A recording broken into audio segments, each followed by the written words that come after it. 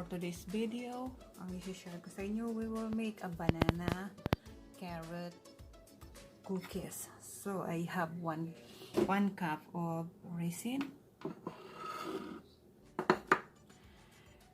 1 teaspoon of, this is 390, this is a condensed milk, mango flavor. Then there is a 4 cups of carrot, and I have my 7 pieces of banana here,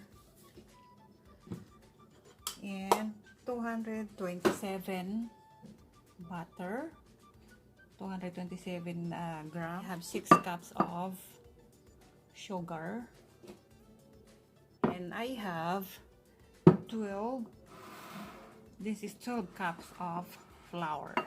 Ayan. So we got 6 eggs for this.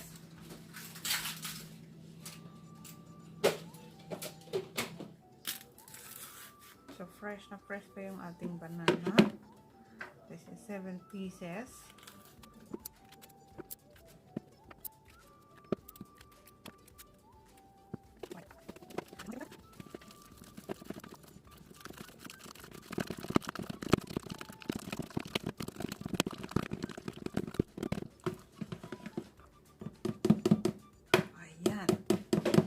Okay.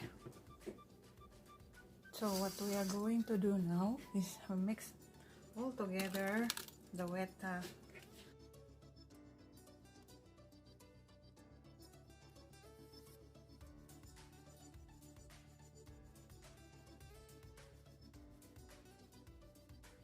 this is the sugar,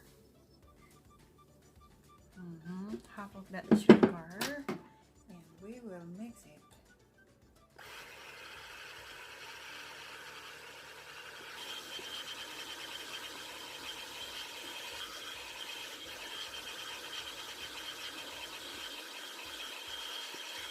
It's ready for baking. This is our parchment paper. Alright, this is ready for bake for 20 minutes. So, babalikan natin siya after 20 minutes.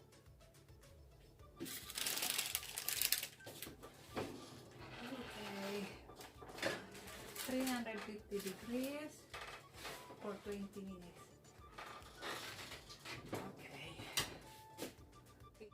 After 20 minutes guys, ito na yung ating resulta ng ating cookies. Ayan, thank you so much for watching this my vlog, and don't forget to subscribe and post the button all below para magiging updated kayo sa next kong video guys.